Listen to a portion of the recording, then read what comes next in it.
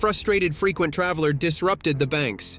For the past 100 years, traditional banks have held a firm grip on the financial market. Good morning, Doris. Good morning, Mrs. Mott. Not much of a one, I'm afraid. No, it isn't it? However, they haven't always been accessible to people in areas without nearby banks, especially in lower income and rural areas. But in comes neobanks, a concept that has brought a revolutionary change to this century-old industry. And surely one of its standout contenders seems to be Revolut, a British fintech giant founded in 2015. This mobile banking service has attracted millions of users and is currently valued at around $33 billion. What's their game-changing mission? Revolut is all about changing the way we handle money. This documentary will shed light on this and the fact that how since Revolut's launch, it has processed over 1 billion transactions, making a significant impact already. So we are expanding in US quite aggressively, expanding to India, Australia, Canada, Singapore, Hong Kong. Birth of Revolut. Revolut got its start in 2015 thanks to the frustration of its co-founder, Nikolai Staransky. He'd worked as a trader at big banks like Credit Suisse and Lehman Brothers and was tired of being hit with hefty fees and lousy exchange rates while traveling. He mentioned in an interview that, "When we started this business, we just didn't know much about payments at all. We had this idea that we want to do it for free, so we jumped in. The whole idea was we provide the product for free."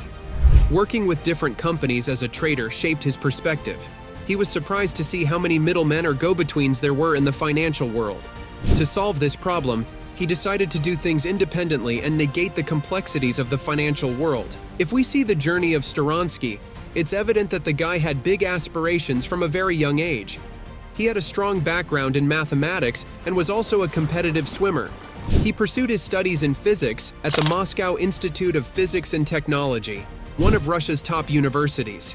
However, his true passion was finance. So, he made a pivotal decision and moved to London to work as a trader at Lehman Brothers. It was an eye-opening experience, but it also brought him face-to-face with a harsh lesson.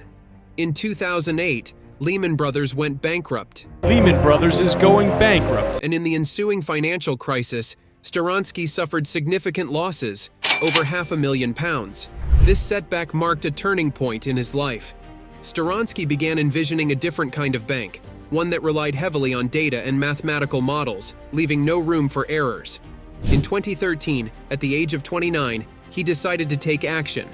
He teamed up with Vlad Yatsenko, a young Ukrainian software developer who also had experience working as a software developer at Deutsche Bank and Credit Suisse. We started from the roots of FX and cross-border payments and travel cards. Together, they shared a common passion for disrupting outdated industries.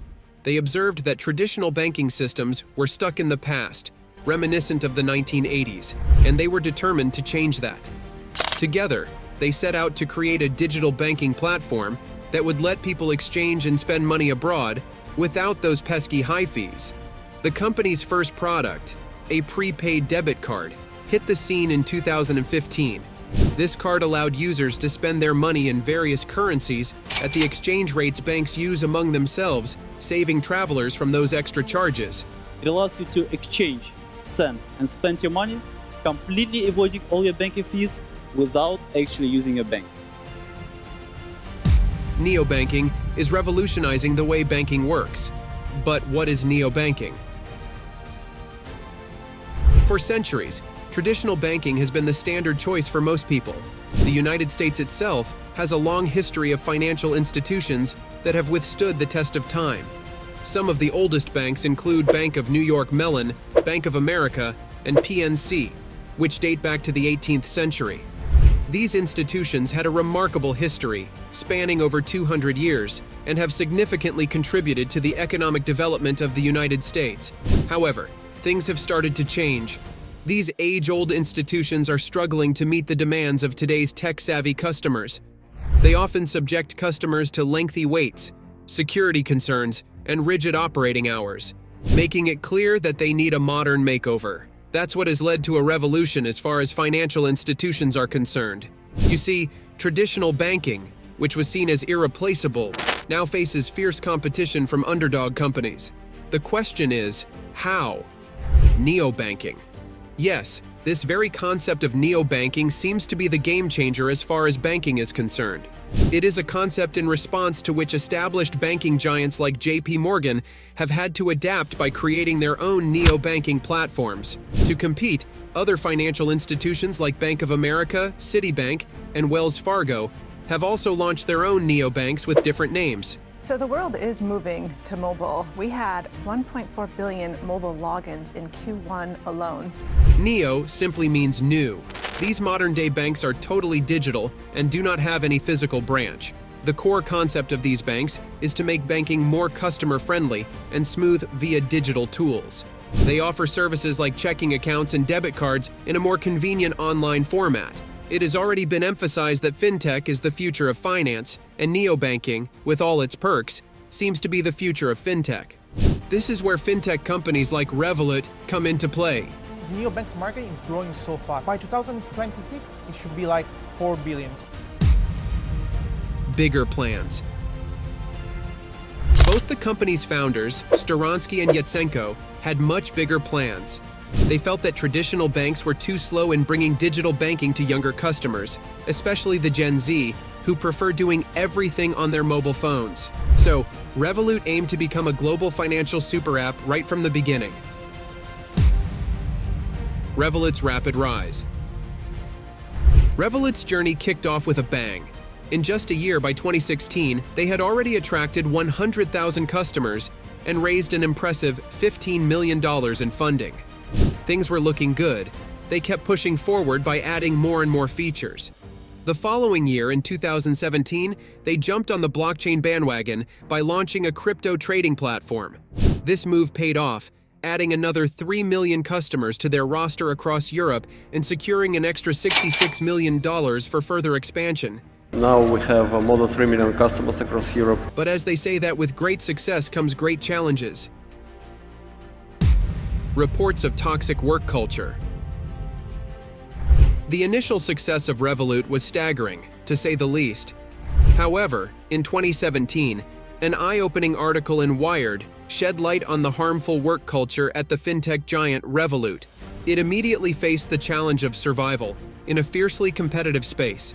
It had successfully challenged the big players in banking up to that point. However, being a smaller outfit, such news meant any misstep could be their last. Revolut faced criticism for fostering a work culture that was being described as aggressive.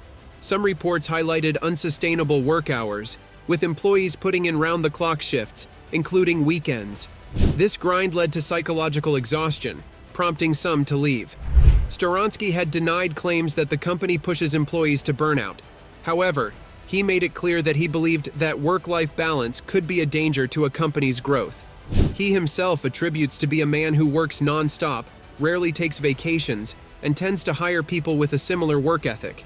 This approach has led to a high turnover of top managers and specialists. During that time, he made it pretty clear that Revolut's motto was all about getting things done, because when you're a startup, it's a race to scale up or risk fading away. His role model in this regard is Elon Musk, known for his relentless work ethic, even if it's faced its own share of criticism. We just have no direction, we have strategy, and then we just keep on executing all the time. Exponential growth of Revolut. Despite all the challenges and controversies, Revolut grew at an astonishing speed. They introduced crypto trading, Revolut for Business, and even a premium service called Revolut Metal. The reason they introduced these concepts was to make finance more accessible and customer-friendly. They wanted to empower individuals and businesses with a range of financial tools that were efficient, cost-effective, and aligned with the evolving digital world. They also got into the charity game by launching donations, propelling their valuation to a mind-blowing $1.7 billion by April 2018. To fuel their growth, Revolut successfully raised substantial funding in Series B, C, and D, amassing over $400 million. By 2019, they expanded their reach across the European market and introduced open banking, which meant customers could manage all their external accounts in one place. We are the best in pricing, and we offer on top of it many other products that other companies don't offer. Global recognition. Revolut set its sights on Australia and Singapore, amassing a customer base of 10 million in 2020. In the following year, they expanded further, reaching Japan and the United States. We are expanding in US quite aggressively, expanding to Australia, Canada, Singapore, Hong Kong. But the real breakthrough came in 2021 when they captured the attention of SoftBank and Tiger Global, two major players in the world of investment. This financial boost made Revolut the largest private tech company in British history, with a valuation of 33 billion, 7 times bigger than its competitor, Monzo. Even the UK's Prime Minister, Rishi Sunak, who was the Chancellor of the Exchequer at the time, praised their remarkable ascent. Business model of Revolut being the key to its success. What they do is primarily offer financial services through a mobile app and make money through transaction fees and premium subscription plans. When Revolut users make purchases or withdraw cash using their Revolut card, the company charges transaction fees. These fees vary depending on the type of transaction and the currency involved, but they're typically lower than what traditional banks charge. This attractive pricing has drawn in a large user base. Top-notch premium subscription plans. Revolut also offers classic premium subscription plans with various price points, from a few dollars to several $100s per year. These plans come with extra benefits like unlimited free foreign currency exchanges, travel insurance, and exclusive event access, making them appealing to customers seeking enhanced features. Beyond the core services, Revolut offers an array of other financial products and services, like stock trading and business banking. These offerings expand their revenue sources and cater to a broader customer base. The future? Get it done. Those are the bold words that shine bright on a neon sign at Revolut's bustling London headquarters. It's a motto that truly reflects their journey.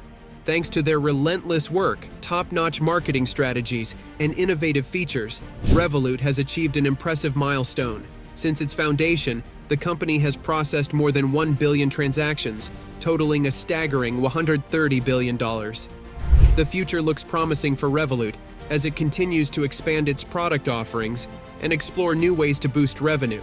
A key focus for Revolut is extending its reach into fresh markets. While already present in 35 countries, they're not stopping there. The company looks determined to bring its services to even more customers worldwide. They've recently set foot in the United States, Japan, and Australia, with plans to venture into more countries on the horizon.